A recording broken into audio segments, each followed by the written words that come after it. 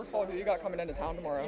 A bunch of family, my parents, my two sisters, all four of my grandparents, my mom's sister and her family, and then I got like 5 buddies coming in too. So Cohort for you. yeah, it's really cool. I think that would be the coolest moment is like seeing those guys and sharing it with them. Yeah, and just with every level that you've been in, from college to the AHL, you've been able to just increase your goal output, just increasing at every level. And that's not always an easy thing to do. Just what's behind that, and how have you been able to just refine that scoring aspect of your game as you've gone up the level?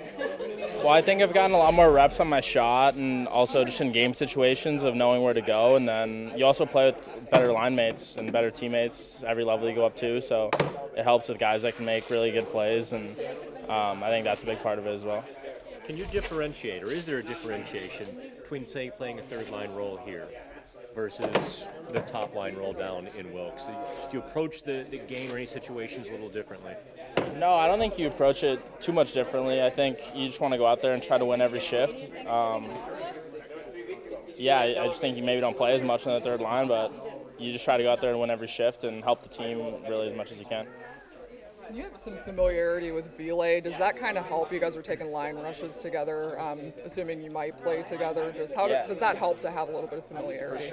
For sure. Ville is always a guy from the first time I played with him that I've really enjoyed to play with, just because he's so skilled, and like me and him, I think, can play off each other pretty well. And same with Tommy as well. I skate with him in the summer for the last 4 summers, and we're always on the same team in the summer too. So it's nice to have 2 guys that you already have some chemistry with, and I think that'll make things a lot easier for me. Along with Ville, though, what's it also like to kind of share this NHL journey with someone like Ville, like Sam, Yona, Sergey, kind of people you've been with for the last year and a half now, and also kind of have your NHL debut with these guys as well? Yeah, it's so cool. I mean, I took Sergey out to dinner last night. I owed him dinner from last year. We did a shootout competition, and he smoked me pretty good, and so I owed him dinner last night. And we were just talking about it. It's so cool, just almost going through all the levels, and he's obviously so stoic and such a cool guy to talk to, but I was telling him how it's hard also not to look back at the journey that it's been, and I think it's so cool to share with those guys, and I'm really looking forward to it. Did you go to dinner? I shouldn't say. All right. Thanks for your time. Appreciate it. Ryan, I feel like after we talked to you after that Minnesota game, obviously not happy with yourself or just the overall team's performance, but from what we had observed that you and Letang had a real strong bounce-back game on Saturday. Obviously still not the outcome you wanted, but do you kind of agree with your 2 performances on Saturday? Yeah, I think we played 10 times better. I think we had a ton of chances that could have ended up in the back of our net. We weren't really getting the bounces, but there's a couple that were probably a couple inches away from going in the net that I thought we created well in the O-zone. I thought we defended well. There was a couple plays that me and Tang, I would say, either whether a big block or a big timely box out that kind of prevented more goals. But obviously, we obviously played way better, but we're still on for. I know it's it's a weird bounce, weird turnover, but we're still on for that goal against, and it's definitely a step in the right direction. I don't remember the last time me and Tanger kind of put together 2 bad games in a row, so it was definitely nice to get a better game, but there's still things that our team can improve on. Yeah, and speaking on improving, Coach Muse said after Saturday's game that these next 2 days of practice are going to be very important. What have you assessed from these last 2 practices, and how is the group ready to move forward for tomorrow? Yeah, I think it was a lot of positivity. I mean, we obviously the last couple of weeks have been kind of tough with a couple tough losses, and but there's no excuses from us. We show up to the rink every day, and we work to try to get better, try to get our systems better, and try to improve, get everyone on the same page. But right now, it's just the last 2 practices have been pretty fun, very positive, and I think that's what we needed. And going into Buffalo and going into a back-to-back this weekend, spirits are high, and I think we're going to be ready to go. And obviously, I feel like there's been a lot of NHL debuts for some of these young guys recently, but just what have you seen from Broz in these last 2 practices, and what's kind of how everyone else is kind of like rooting for him and excited for him for tomorrow night as well. Yeah, obviously when anyone plays their first game, you're excited for him. It's a special day, and obviously you want to get that win for that person. I've obviously been here for a couple of years, and you've seen a couple of first NHL games, so it doesn't get old. But for Brozer, I mean, I've seen him the last 2 years in the training camp, and obviously his shot's incredible. I think he doesn't get as much credit as I think he should on how strong he is. He's very thick. He's strong in the puck. He's hard to get the puck from. So I think in this league, it's when guys are, I would say, big and strong down low, like he can hold his own, and I'm excited for him. I know his family is probably pumped up just as anyone's would. But yeah, if he just plays his game, plays with confidence, he's going to do well. Thank you, Ryan. Yeah, no problem. Just where do things stand for Brian Rust? The same as yesterday. He was at illness, so yeah. Is there any risk regarding tomorrow's game at all, or is that still up in the air? No, I mean you always take things a day at a time, but yeah, the expectation is yeah, we'll see where things are at as we get through today. But no, I mean I'm thinking that he'll be back, and that's the plan. Looked like Tristan Broz ramped it up pretty good today. Do you anticipate him being available? I'm not asking for the starter, but do you anticipate him being at least available for your lineup tomorrow? Yeah, I think we're still in that continuing to just look at it each day. You know, you come off the ice, there needs to be some conversations. Yeah, I think he's progressing very well, and so I would expect that he's going to be available here for us tomorrow. Like he's had some really good days. I think he's looked good. You know, it's nice that we've actually been able to have some team practices too, the way we have. So there's sometimes in the year where you're not able to get a lot. You're not able to see a ton. They're really quick practices, and I think especially for the goalies, it's hard to replicate a real team practice with just a couple shooters. But no, I think he's had some really good days. He looks good, and so yeah, that's the expectation is that he's going to be available here. Koivu and Doug Weinrush, do you expect him to be available tomorrow? Yeah, another one. Just I still want to have a little bit of follow up there, but I thought he looked good out there. Another step, same thing.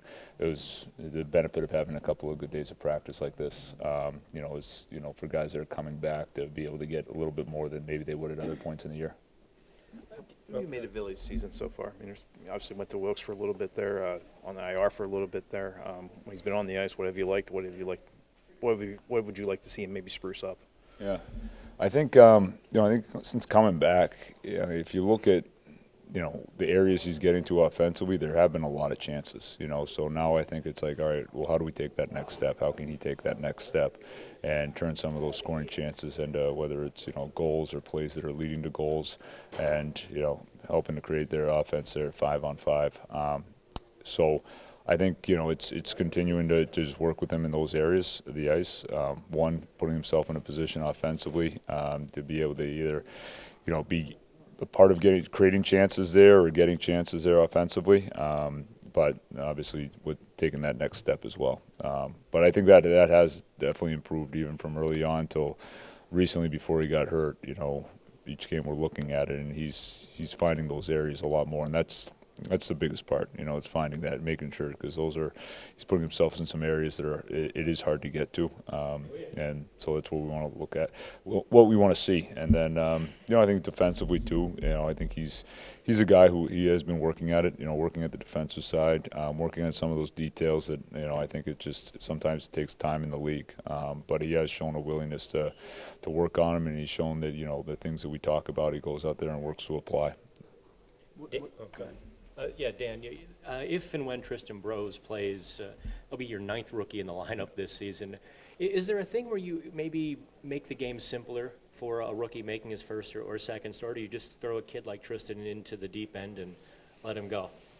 Well, I mean, when you get an opportunity like this, it's because we feel like you're ready for it too. So I don't think it's totally throwing him into the deep end. I thought he again, it goes back to that. I thought he had a good training camp. He did a lot of good things. He earned a really good impression. I remember, he left here thinking if he goes to Wilkes and builds on his game, like he's going to be a guy who we're going to see here at some point, I would assume. And, I think when we do, I'm going to be really excited for him and, to see him here.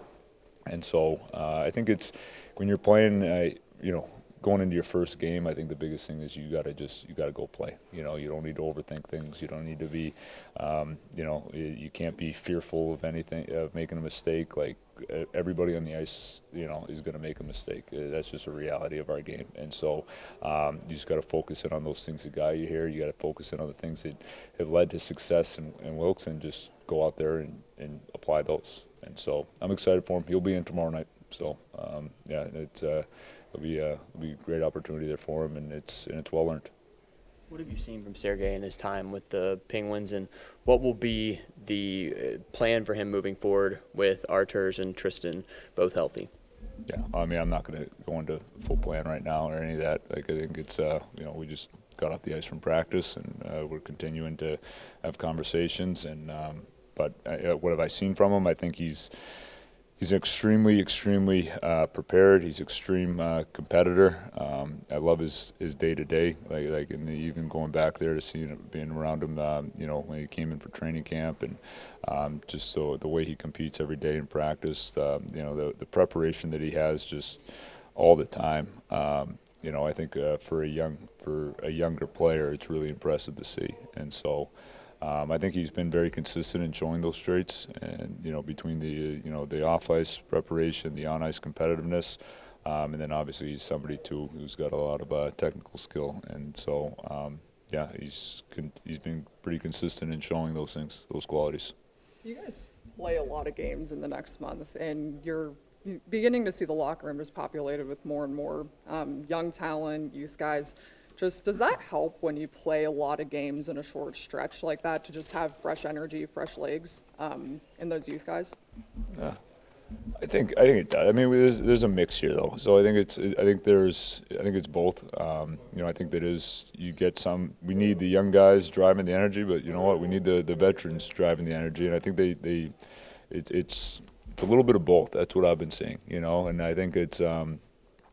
You know, it's actually been really good to see, you know, because you have that, and you know, the young guys, obviously I think there's natural energy that's going to be coming from them because they're young, and you know, obviously it's the excitement of being here, and then I think there's also energy though that can be driven from some of the veteran players.